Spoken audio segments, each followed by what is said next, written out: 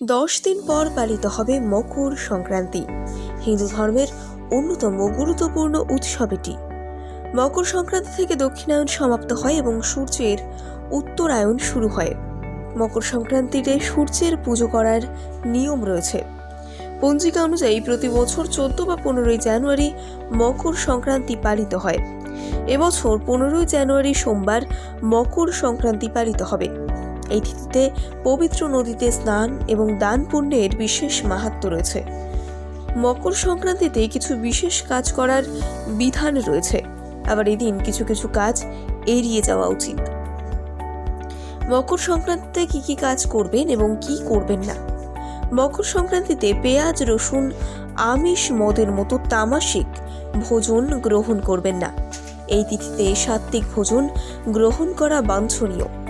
মকর সংক্রান্তিতে বড় এবং দরিদ্রদের অপমান করবেন না, তা না হলে পাপের ভাগীদার হবেন। কারোর সম্পর্কে খারাপ কথা বলবেন না। পাশাপাশি এই তিথিতে মদ্যপান করতে নেই, তা না হলে পরিবার থেকে সুখ সমৃদ্ধি চলে যায়। শাস্ত্র মতে মকর সংক্রান্তিতে চাল, ডাল, গুড়, আঙুর, শুকনো ফল, দুধ, পায়েস অবশ্যই বানাবেন। এই তিথিতে কোনো ধর্মীয় স্থানে গিয়ে দেবদেবীর আশীর্বাদ নেবেন। পাশাপাশি এই তিথিতে মিষ্টি লাউ খাবার প্রথা প্রচলিত রয়েছে। মকর সংক্রান্তি তিথিতে গাছ কাটা উচিত নয়। মনে করা হয় এমন করলে জীবনে বাধা বিপত্তি উৎপন্ন হয়। এই তিথিতে তুলসী পাতা তুলতে নেই।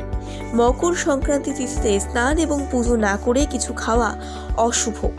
এই তিথিতে স্নান এবং পুজো না করে কিছু খেলে পরিবারে দারিদ্রতা আসে। ব্রাহ্মণ এবং অসহায় ব্যক্তি যাতে আপনার দরজা থেকে খালি হাতে না যায় সেদিকে খেয়াল রাখুন। মকর সংক্রান্তি তিথিতে সূর্যাস্তের পর খাবার খাবেন না। এমন পরিস্থিতিতে সূর্যের আশীর্বাদ পাওয়া যায় না।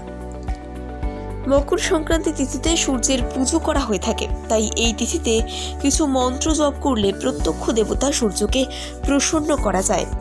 মন্ত্রগুলি হল: ওম ঘৃণিং সূর্য আদিত্য, ওম হ্রিং হ্রিং সূর্যায় নমঃ, ওম সূর্যায় নমঃ, ওম ঘৃণী সূর্যায় নমঃ, ওম হ্রিং হ্রিং সূর্যায় সহস্র কিরণায় মনোবাঞ্ছিত ফলম দেহি দেহি স্বাহা, ওম এহি সূর্য সহস্রাংশ তেজো রসো জগৎপতে অনুকম্পয়মং ভক্তা গৃহণঘং দিবাকর, ওম ইরিং ঘৃণী সূর্য আদিত্য ক্লিং ওম।